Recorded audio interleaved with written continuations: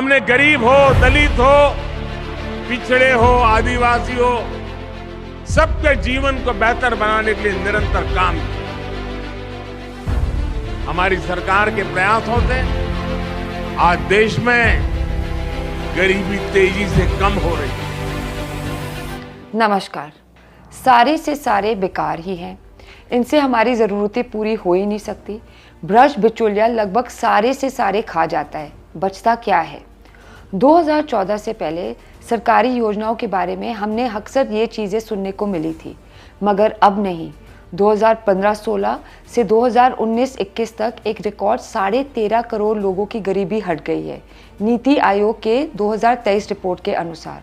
और इसलिए अब सब जानते हैं, यदि नीयत साफ हो और निष्पादन डायरेक्टली लोगों तक हो और योजनाओं की शक्ति अकल्पनीय हो सकती है।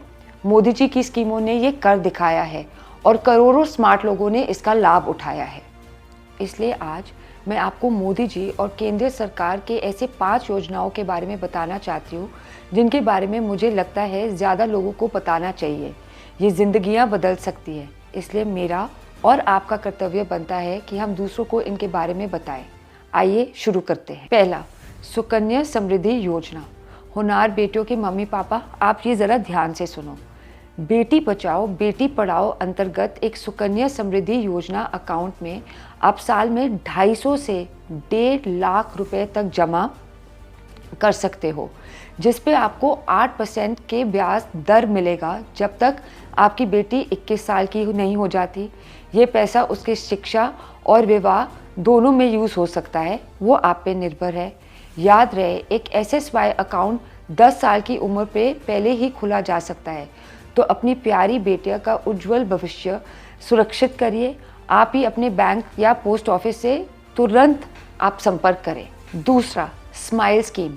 स्माइल योजना ट्रांसजेंडर नागरिकों के पुनर्वास के लिए बनाया गया है, खासकर वो जिनको मजबूरी के कारण भीख मांगने पड़ती है।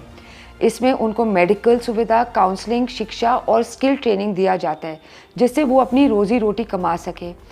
आपके लिए मैं लिंक डाल रही हूँ, उसमें वो अप्लाई कर सकते हैं। केवल उनको एक वैलिड ID की ज़रूरत है।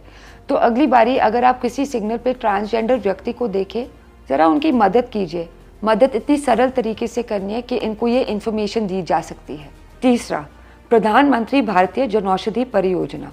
कई दवाइयाँ बहुत महंगी होती है, जिसकी वजह से लोग इसको खरीद नहीं पाते हैं। इसलिए सरकार ने जनौषधि योजना के तहत इन दवाइयों को कम दाम में मार्केट में डाला हुआ है।